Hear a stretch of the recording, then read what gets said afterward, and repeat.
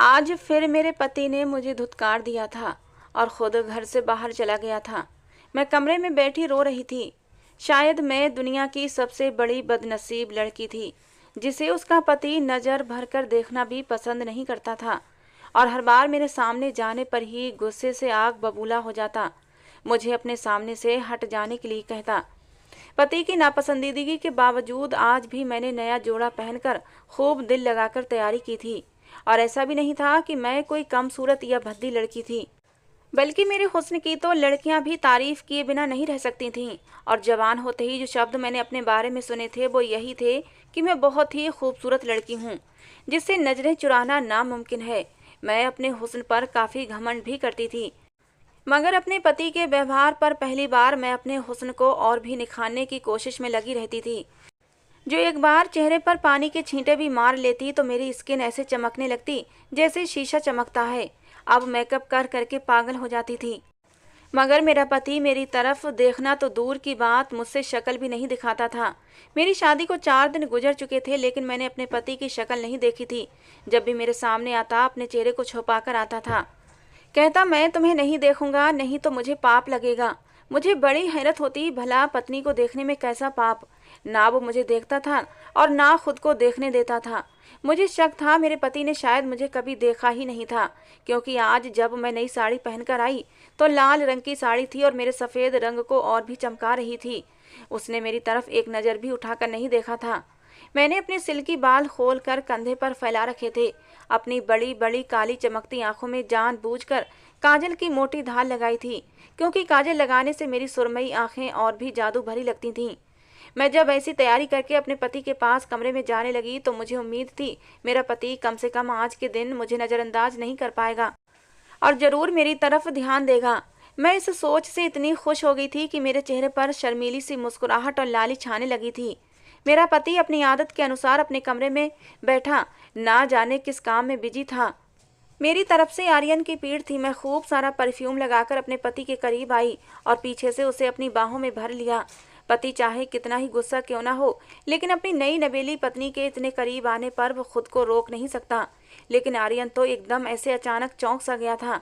ऐसा लगा जैसे उसके शरीर को झटका लगा हो। मैं उसके चौंकने से खुश हो गई थी, मगर उसने अचानक जोर से किताब बंद की और इतनी जोर से उसे मेज पर पटक कर रखा कि मैं उछल कर रह गई थी। मेरी खुशी अब डर में बदल गई थी, क्योंकि मैंने महसूस कर लिया था कि मेरा पति मेरी हरकत पर गुस्से में आ गया है। मैं अभी अपने पति को अपने दिल की बात बताना चाहती थी कि वो मुझे पलट कर देखने की बजाय कुर्सी को ठोकर मारता कमरे से ही निकल गया। मैं तो हैरान रह गई थी, आखिर मेरे पति को मुझसे इतनी उलझन क्यों होती थी। मैं आर्यन से यही सवाल करना चाहती थी। मुझे अच्छे से याद है कि मेरी शादी करते हुए मेरी परेशानी पर मेरे पापा ने मुझे तसल्ली दी थी और कहा था, लड़का बहुत ही अच्छा है और तुम्हें बहुत खुश रखेगा। अच्छा खाता है, अच्छा कमाता है, अपना कारोबार है, वो तुम्हारी इज्जत और सम्मान करेगा। और दूसरी बात, आर्यन ने खुद अपनी इच्छा रखी है तुमसे शादी करने की। पापा की बातों से मुझे अंदाजा हुआ था आर्यन ने मुझसे मोहब्बत की शादी की थी। जिस आदमी को अपनी पत्नी से मोहब्बत हो और उसकी पत्नी खूबसूरत भी हो, तो ऐसा आदमी अपनी पत्नी को नज़रअंदाज कैसे कर सकता है। मैं पहली ही रात अपने पति के व्यवहार पर गमजदा हो गई थी। मैं आज भी अपने पति के यूं कमरा छोड़कर जाने पर उसके पीछे लपकी थी। मैंने सोच लिया था आज मैं अपने पति को ऐसे जाने नहीं दूंगी। आखिर को मैं उसकी पत्नी हूँ और वो मेरा पति है। हमारी नई नई शादी हुई है और मेरे अंदर मचलते जज्बात नेचुरल थे। हर लड़के को या लड़की को जवानी में एक साथी की ज़रूरत महसूस होती है, और फिर मेरी शादी हुई थी तो मुझे भी एक साथी की ज़रूरत महसूस होने लगी थी। ऐसे में मेरा पति मुझे नज़रअंदाज कर देता तो मेरे दिल पर एक क़यामत बीत जाती थी। मुझे लगने लगा था शायद उसे मेरी कोई बात बुरी लगी है और वो मुझसे नाराज़गी में ऐसा कर रहा है। मैं तो उसे मनाने को भी तैयार थी और अपनी ना की जाने वाली गलती पर माफ़ी भी मांगना चाहती थी, मगर मुझे सच का अंदाज़ा बिल्कुल नहीं हुआ था कि आखिर बात क्या है। मैं कमरे से निकलकर अपने पति के पीछे गई तो आर्यन गायब था। मैंने उसकी तलाश में पूरा घर छान मारा और जब मुझे इस बात का अंदाज़ा हुआ वो मुझे सदमे में डाल गया। मेरा पति तो घर से बाहर जा चुका था। ये बात मुझे हैरत के समंदर में गोते खिला रही थी। आर्यन ने तो मुझे दुखों में धकेल दिया था। मैं आर्यन के लिए इतनी तैयार हुई थी और वो मेरी कोशिश पर पानी फेर कर मुझे घर पर अकेला छोड़कर चला गया था। आखिर ऐसी क्या गलती हुई थी मुझसे? मैं बेतहाशा हुस्न की मालिक, हर वक्त तारीफें समेटने वाली लड़की थी, लेकिन इसके बावजूद भी मैंने अपने आप को सिर्फ अपने हमसफ़र की अमानत के तौर पर संभाल कर रखा हुआ था। मैंने कभी किसी लड़के को अपने करीब आने नहीं दिया था और ना ही किसी की मोहब्बत का जवाब मोहब्बत से दिया था। मैं नहीं चाहती थी मैं अपने जज्बात किसी गैर मर्द पर लुटाऊं। मैं मोहब्बत की चाहत भी रखती थी और मुझे यही लगता था मेरा पति सिर्फ मुझसे मोहब्बत करेगा और मुझे कभी नज़रअंदाज नहीं करेगा। शायद कोई आम मर्द मेरा पति बनता तो ऐसा ही होता, मगर जो इंसान मुझे मिला वो पहले दिन ही मुझे हैरान कर गया था। आर्यन के साथ फेरे लेते हुए मेरे दिल में आर्यन का सम्मान और स्थान दोनों बढ़ गए थे। वो मेरा पति बन चुका था और मेरी सारी मोहब्बतें सिर्फ उसके लिए थीं। हमारी शादी तो हो गई थी लेकिन विदाई नहीं हो पा रही थी, क्योंकि पापा कहने लगे जिस कॉलेज में मैं पढ़ाता हूँ वहाँ कुछ प्रॉब्लम्स क्रिएट हो गई हैं और वो सब प्रॉब्लम्स को सुलझाने के बाद ही मेरी विदाई करना चाहते थे। इसलिए उन्होंने आर्यन से बात कर ली थी, अभी सिर्फ शादी कर लो, विदाई 3 दिन बाद होनी है। आर्यन इस बात पर भी मान गया था और फिर 3 दिन बाद ही मेरी विदाई हुई थी। मैं जो दुल्हन बनकर सबकी ध्यान को अपनी तरफ खींच रही थी, विदा हुई तो दोस्तों की छेड़छाड़ पर दिल धड़कने लगा था। एक अनजान आदमी की जिंदगी में शामिल होने का जो डर मुझ में पैदा हुआ था वो मेरे पापा ने पहले ही ख़त्म कर दिया था। मैं अपने पापा की बहुत ही लाडली और प्यारी बेटी थी। हम सिर्फ 2 बहन भाई थे। भाई बचपन में ही पढ़ाई के इरादे से विदेश चला गया था। वहाँ मेरे चाचा की फैमिली रहती थी। मैं अपने पापा के पास अकेली रह गई थी। मेरे पापा एक कॉलेज में पढ़ाते थे। मैंने ज़िंदगी में हमेशा मोहब्बत ही पाई थी, इसलिए यह भी डर था कि कहीं मेरी ज़िंदगी में शामिल होने वाला मर्द गुस्से वाला ना हो। मगर पापा ने मुझे समझाया था कि वो बहुत ही अच्छा लड़का है, बिल्कुल तुम्हारे बाप के मिजाज जैसा। वो लड़का मेरे पापा का पुराना स्टूडेंट था, इसलिए मेरे पापा को उसके बारे में सब पता था। मैंने शादी से पहले अपने पति को सिर्फ तस्वीर में देखा था। वैसे तो हमारे घर का माहौल इतना पाबंद और पुराने ख्याल का नहीं था, मगर फिर भी मुझे अपने होने वाले पति से शर्म और झिझक महसूस होती थी और मेरे पति ने भी कभी मुझसे मिलने की ख्वाहिश जाहिर नहीं की थी। मैंने अपने पापा से शादी का जोड़ा लेने की बात की तो पापा ने बताया कि शादी का लहंगा आर्यन अपनी मर्जी से लेना चाहता है। मैं खामोश हो गई थी, मगर मुझे हैरत उस समय हुई जब मुझे शादी का लहंगा देने कोई और नहीं बल्कि मेरा देवर आया था। मेरा देवर बहुत ही खुश मिजाज और हंसमुख सा लड़का था। वो मेरे पति से 2 साल छोटा था। उसने मुझे शादी का सामान दिया और कहने लगा मेरा बड़ा भाई बड़ा ही शर्मीला इंसान है, इसलिए वो अपनी होने वाली पत्नी से मिल नहीं रहा, मगर वो शादी हो जाने के बाद आपका बहुत ख्याल रखेगा, क्योंकि मेरा आर्यन भाई दिल का बहुत ही अच्छा इंसान है, आपको कभी भी शिकायत का मौका नहीं देगा। आपसे पहले तो उसने किसी लड़की को देखा तक नहीं है। ये बात सुनकर मुझे अच्छा लगा था, क्योंकि मेरा पति भी मेरे जैसा ही इंसान था। उसने अपने हर जज्बे को सिर्फ अपनी पत्नी के लिए संभाल कर रखा हुआ था। शादी के दिन मैं अपने हर डर को भुलाकर विदा होकर अपने पति के घर पहुंची थी तो एक सवाल मुझे बार बार तंग करने लगा कि मेरे स्वागत के लिए कोई भी मौजूद नहीं था। शायद मेरा पति कोई अनाथ आदमी था, क्योंकि मैं विदाई से लेकर पति के घर पहुंचने तक आर्यन के अलावा किसी को भी नहीं देखा था। बाकी सबकी तो मुझे खबर नहीं थी, मगर विदाई के बाद से तो मैंने अपने देवर को भी नहीं देखा था। मुझे हैरत हो रही थी कि सगा भाई अपने बड़े भाई की शादी में क्यों नहीं था, वो भी ऐसा भाई जो शादी की तैयारियों में आगे आगे था और अपने भाई के साथ ही रहता था। हर बात मुझे चौंका रही थी और सबसे बढ़कर जो बात मुझे बुरी लगी थी वो ये थी कि मैं अपने कमरे में बैठी थी और वहाँ कोई भी साज सजावट नहीं की गई थी। बस मैं एक ऐसे ही सादे से कमरे में बेड पर बैठी हुई थी, यहाँ तक कि बेड पर नई चादर भी नहीं बिछाई गई थी। मेरी शादी मेरे लिए सवालिया निशान बन गई थी। ये कैसी शादी थी जिसमें कोई रिश्तेदार नहीं थे, कोई साज सजावट नहीं थी, कोई भी खुश नज़र नहीं आ रहा था। मैं आर्यन से इस बारे में बात करना चाहती थी, मगर इंतजार करते करते मेरी आंख लग गई और जब मेरी आंख खुली तो मुझे एक जोरदार झटका लगा, क्योंकि दिन ढलने वाला था। मैं इतनी देर तक सोती रही, मगर ना मुझे किसी ने जगाया और ना अब तक मुझे कोई नज़र आ रहा था। जाहिर है मेरा पति आर्यन पहली रात कमरे में ही नहीं आया था।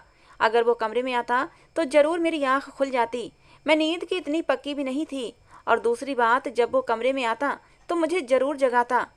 मैं इस बात पर जितना हैरान होती उतना कम था। मेरी शादी हो चुकी थी, मगर अब तक मैंने अपने पति को नहीं देखा था।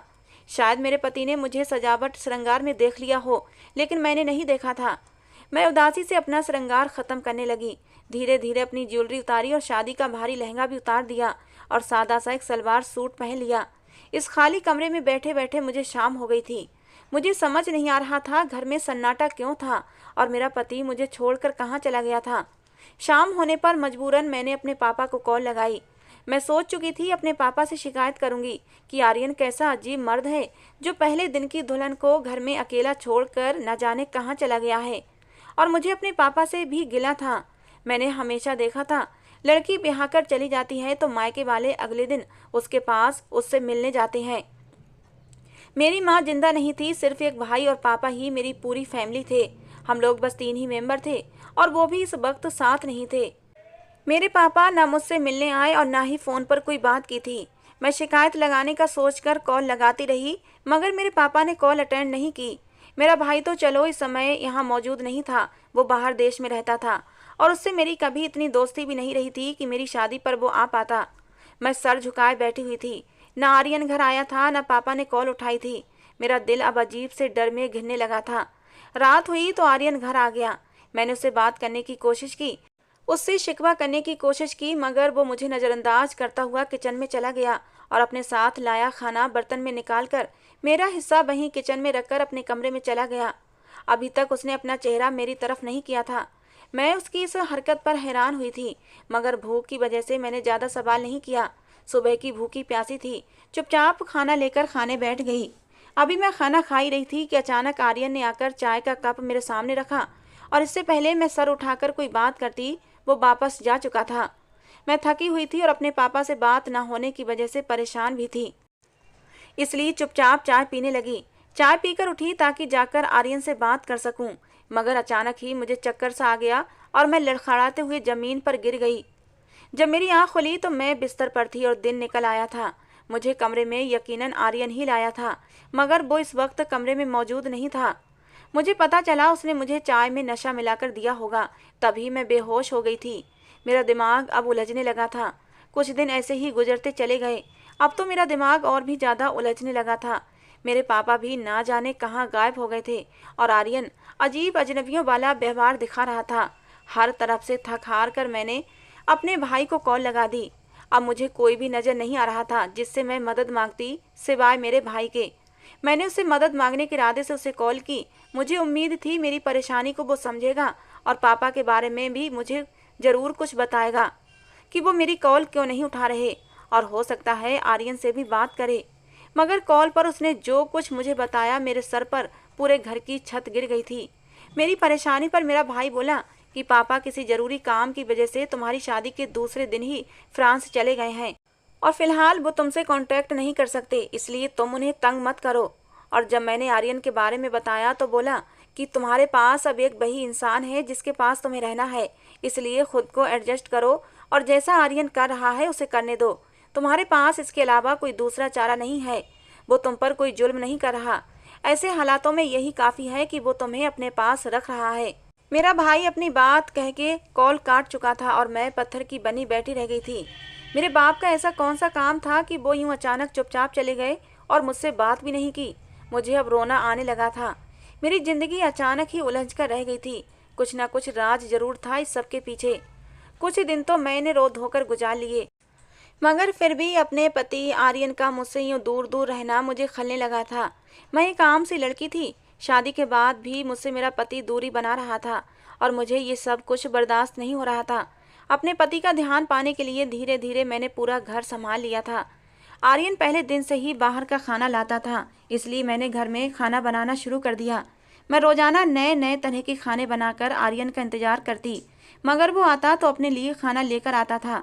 मैं जब भी उसके सामने जाती उससे बात करने की कोशिश करती तो वो मुझसे दूरी बनाने लगता, अपना मुंह फेर लेता और मुझसे उखड़े उखड़े शब्दों में बात करता।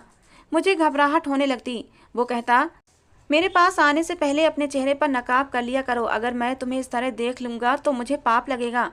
मैं अपने पति का दिल जीतने के लिए नए नए फैंसी मैक्सी पहनकर उसके सामने जाती थी।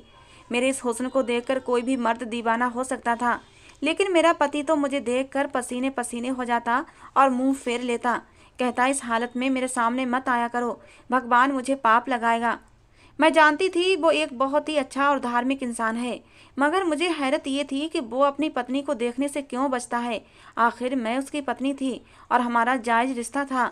हम दोनों के बीच सब कुछ जायज था। एक घर में रहकर भी वो मुझसे दूरी बनाए रखता था और मुझे देखता तक नहीं था। मैं घर में जो भी काम करती वो करने देता। मैं चाहती थी मेरा पति मुझे देखे, मेरी तारीफें करे, मुझे अपनी बाहों में भरकर मुझे प्यार करे। पति की मोहब्बत और उसके जज्बातों पर पत्नी का पहला हक होता है और ये हक तो भगवान ने औरत को खुद ही दिया हुआ है। मगर मेरा पति पहले दिन से ही मेरा हक मुझे नहीं दे रहा था। मैं अब उसकी चाहत और उसकी संगत के लिए तड़पने लगी थी। हमारी शादी को 2 हफ्ते गुजर गए थे, मगर आज भी मेरी कोशिश बेकार थी। मेरा सज सवर कर जाने पर वो मुझे ध्यान देने की बजाय मुझे अनदेखा कर देता और मुझसे बचने के लिए घर से बाहर ही चला जाता। मैं अपने पति की इस बेहिसी पर मातम करती, अपने कमरे में पड़ी रहती थी। इतनी खूबसूरती के बावजूद भी अपने पति का प्यार पा नहीं सकती थी। मुझे लगने लगा था मैं दुनिया की सबसे नाकाम औरत हूँ। जिंदगी में मुझे पहली बार पछतावा होने लगा था। काश मैं इस इंसान से शादी करने की बजाय उन लड़कों से शादी कर लेती जो मेरे आगे पीछे घूमते रहते थे और मुझसे शादी की ख्वाहिश रखते थे। लेकिन मैं किसी को घास नहीं डालती थी। अगर मैं उनमें से किसी एक से शादी कर लेती तो आज मेरी जिंदगी कुछ और होती। मैं अपने पति की संगत के लिए यूं ना मचल रही होती। न जाने मुझे किस पाप की सजा मिल रही थी। मैं अपनी पूरी ईमानदारी से जिंदगी गुजारने के बाद भी अकेली रह गई थी। मेरा दुख बांटने के लिए मेरे पास कोई नहीं था। मैंने वो रात पूरी रोते हुए गुजारी थी। सुबह उठी तो मैंने सोच लिया था अपने पति से मैं साफ साफ बात करूंगी। अगर आर्यन मुझे स्वीकार नहीं कर रहा तो मैं उससे तलाक लेने को भी तैयार थी। मैं यूं घुट घुट कर जिंदगी नहीं गुजार सकती थी। उस दिन मैंने घर का कोई भी काम नहीं किया था। मुझे लगा इस बात पर आर्यन मुझसे सवाल जरूर करेगा, मगर आर्यन सुबह घर से निकला और सारा दिन वापस ही नहीं आया था। साफ लग रहा था वो मुझसे बच रहा है और मैं अपनी इतनी इंसल्ट बर्दाश्त नहीं कर सकती थी। इसलिए मैं उसका इंतजार करने लगी कि वो जैसे ही आएगा मैं उसे सारी बातें क्लियर करूंगी। शाम होते होते भूख से मेरा बुरा हाल होने लगा था। मैं किचन में अपने लिए खाना बनाने गई। उसी वक्त आर्यन घर आया था और आते ही अपने रूटीन के अनुसार मेरे सामने आने की बजाय अपने कमरे में बंद हो गया। पहली बार मैंने खुद खाना खा लिया और उसकी परवाह बिल्कुल नहीं की थी, क्योंकि मेरी नज़र में ऐसा मर्द इज्जत के काबिल नहीं था जो अपनी पत्नी को उसका हक न दे सके। रात हुई तो मैं दबे पांव अपने पति के कमरे में जा पहुंची। उस वक्त वो अपने लैपटॉप पर इतना बिजी था कि मेरी हिम्मत ही नहीं हुई उससे बात करूं। मैं बाहर निकल आई। मैंने सोचा 5 मिनट बाद जाकर बात करती हूँ, लेकिन 5-10 मिनट बाद जब मैं वापस आर्यन के कमरे में गई तो वो इतनी देर में ही गहरी नींद सो चुका था। लेकिन अब मुझे और ज़्यादा सब्र नहीं हो रहा था। मैंने कमरे की लाइट जलाई और अपने पति के बेड पर बिल्कुल उसके बराबर बैठ गई। जागते हुए दिन के समय आर्यन मेरे सामने आने से बचता था और अपना चेहरा तक मुझे नहीं दिखाता था। इस समय वो सो रहा था और मैं उसको आसानी से देख सकती थी, उसे महसूस कर सकती थी। मैंने उसके चेहरे से चादर हटाई तो मेरा दिल धक से रह गया था, क्योंकि वो तो आर्यन था ही नहीं। अगर वो कोई अनजान आदमी होता तो मैं उसे अपना पति आर्यन मान भी लेती, क्योंकि इससे पहले मैंने आर्यन को नहीं देखा था। मगर सामने बेड पर जो लेटा हुआ था मैं उसे अच्छे से जानती थी और ये बात मेरे ऊपर बिजली गिरा गई थी। मैंने अपनी शादी का लगभग 1 महीना उस इंसान के साथ गुजारा था जो मेरा पति था ही नहीं। मैं उसे अपना पति समझकर आराम से इस घर में रह रही थी। मैं चकराकर जमीन पर धड़ाम से गिर गई थी। शायद मैं दिमागी तौर पर बहुत कमजोर हो चुकी थी या फिर बहुत तेज झटका था जो मेरे दिमाग को लगा था, इसलिए मेरे अंदर और ज़्यादा ताकत नहीं बची थी और मैं बेहोश होकर गिर चुकी थी। मैं होश में आई तो मुझे एकदम सब कुछ याद आ गया। मैं एक झटके से उठकर बैठ गई। कमरे में इस वक्त कोई भी मौजूद नहीं था। मैं समझ गई कि बेहोश होने पर उसी ने लाकर मुझे बिस्तर पर लिटाया होगा, लेकिन खुद हमेशा की तरह गायब हो गया था। मैं सर हाथों में पकड़े रोने लगी। मुझे लाड प्यार से पालने वाला मेरा बाप मेरे साथ ये क्या कर गया था। मुझे लगा मैं भरी दुनिया में अकेली रह गई हूँ। पति पत्नी जैसे इतने पवित्र रिश्ते को इस्तेमाल किया गया था। अगर मुझे अंदाजा होता कि शादी के नाम पर मेरे साथ ये सब कुछ होने वाला है तो शायद उसी दिन विदाई होने की बजाय मैं खुदकुशी कर लेती। दुख की बात तो ये थी कि अभी तक ना मैं किसी से सवाल कर सकती थी और ना ही किसी को कुछ बता सकती थी। अपने भाई का नंबर भी मैंने उसी दिन गुस्से में डिलीट कर दिया था, और अगर वो नंबर होता भी तो कोई काम का नहीं होता, क्योंकि मेरा भाई मेरी बात पर विश्वास न करता। यकीनन वो मुझे पागल या गलत समझ लेता। मगर अब मैं खामोश भी नहीं रह सकती थी। मैं आर्यन को ढूंढना चाहती थी। आखिर वो कहाँ गया? मुझे सिर्फ ये पता था मेरे पति का नाम आर्यन है। हालांकि मैंने उसे देखा नहीं था, क्योंकि फेरे लेते समय उसके पूरे चेहरे पर सेहरा पड़ा हुआ था। शादी के बाद से कभी मैं इस घर से बाहर भी नहीं गई थी, वरना आस पड़ोस के लोग ही मुझे आर्यन की सच्चाई के बारे में बता देते। लेकिन अब मैं चुप बैठने वाली नहीं थी। मैं दबे कदमों उठी और बाहरी गेट पर चली आई। मैंने दरवाजा खोला और बाहर गली में निकलकर खड़ी हो गई। सामने बराबर वाले घर से एक औरत बाहर निकल रही थी। मुझे देखकर चौंक गई। मैंने झिझककर उस औरत से कहा कि मैं आपसे कुछ पूछना चाहती हूँ, क्या आप इसी मोहल्ले में रहती हैं? तो वो औरत बड़े प्यार से बोली, हाँ ये मेरा घर है, तुम आ जाओ, हम बैठकर बात कर लेते हैं। मैं जल्दी से उस औरत के साथ उसके घर चली गई। उस औरत ने मुझे बिठाया, पानी पिलाया, फिर कहने लगी, हम तो सोच रहे थे इस घर में आने वाली लड़की शायद लोगों से मिलना जुलना पसंद नहीं करती, इसीलिए कभी घर से बाहर नहीं निकली। उस औरत के सवाल पर मुझे रोना आने लगा। अब मैं उसे क्या बताती पिछले 1 महीने से मैं किस मुश्किल का शिकार रही थी। मैंने बातों बातों में उस औरत से अपने पति आर्यन के बारे में पूछा तो वह मेरे पति का नाम सुनकर एकदम चौंक गई और मुझे ऐसे देखने लगी जैसे मेरे सवाल पर उसे विश्वास न आ रहा हो। मैं उसकी हैरत की वजह पूछने लगी तो वो कुछ अविश्वास से बोली, क्या तुम नहीं जानती कि वो कहाँ गया है? मुझे तो हैरत हो रही है कि तुम्हें अपने पति के बारे में कुछ भी नहीं पता। उस औरत के बोलने का अंदाज ऐसा था कि मेरा दिल धक से रह गया था। मुझे किसी अनहोनी का एहसास होने लगा था। मैंने डरते हुए नाम में सिर हिलाया तो उस औरत ने जो बात मुझे बताई मेरे शरीर से जान निकालने के लिए काफ़ी थी। वो औरत बहुत ही दया भरी नज़रों से मुझे देखकर बोली कि वो बेचारा तो अपनी शादी से 1 दिन पहले ही मर गया था। उसका एक्सीडेंट हुआ और वो मौके पर ही मर गया था। हम सबको उसकी जबान मौत का बहुत सदमा पहुंचा था। यकीन नहीं आता कि उसकी मौत हो गई है। कितना खुश था अपनी शादी को लेकर, खुशी खुशी सारी तैयारियां कर रहा था। हमारे घर भी दावत देने आया था कि आंटी जी मेरी शादी में आपने जरूर आना है। बहुत ही अच्छे दिल का मालिक था। पूरे मोहल्ले में सब उसे पसंद करते थे। लेकिन अफसोस उसकी जिंदगी इतनी ही थी। शादी से 1 दिन पहले अपनी शादी का कुछ सामान लेने मार्केट जा रहा था। तेज रफ्तार ट्रक ने उसकी गाड़ी को टक्कर मार दी। बहुत ही बड़ा एक्सीडेंट हुआ था कि मौके पर ही वो दम तोड़ गया। वो औरत अफसोस करते हुए न जाने क्या क्या बोल रही थी और मैं तो ऐसी थी जैसे मेरे शरीर में जान ही ना हो। मेरा पति मर चुका था, मैं विधवा हो चुकी थी और मुझे खबर ही नहीं हुई थी। मुझे अब रोना आने लगा था। मैं विधवा होने के बावजूद सुहागन बनकर विदा होकर आंखों में कितने सपने सजाकर लाई थी। लेकिन मुझे तो पता ही नहीं था कि मैं विधवा हूँ और मेरा पति मर चुका है और जो मुझे विदा कराकर लाया था वो मेरा पति नहीं बल्कि मेरा देवर था। अब तक मैं एक गैर मर्द के साथ रह रही थी। मुझे लगा मेरा सांस बंद हो जाएगा। मेरे साथ ये क्या हो रहा था? मैं उस औरत को वहीं बोलता छोड़कर अपने घर भाग आई। मेरा पूरा शरीर कांप रहा था। शाम हुई तो मैं उजड़ी हुई हालत में उस आदमी के सर पर जाकर खड़ी हुई। वो मर्द जो मेरा देवर था और पिछले 1 महीने से मेरा पति बनकर मेरे साथ रह रहा था, वो आदत के अनुसार अपने कमरे में बंद था। मैंने झटके से दरवाजा खोला और जाकर उसका गिरबान पकड़ लिया। वो मेरी इस अचानक हरकत पर बौखला गया था। मैंने गुस्से से उस पर चीख कर कहा कि तुमने मेरे साथ ये हरकत क्यों की थी?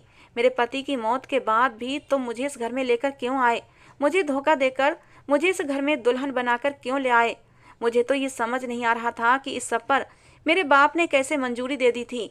और मेरा भाई बजाय इसके कि मुझे समझता और मेरी परेशानी का हल निकालता, उल्टा वो भी मुझे यही बोला था कि चुपचाप इसी आदमी के साथ रहो। मैं सोच भी नहीं सकती थी कि सबने मिलकर मेरे साथ ये सब क्यों किया था। मैं अपने देवर शौर्य पर गुस्सा हो रही थी और वो सर झुकाए शर्मिंदा सा खड़ा हुआ था।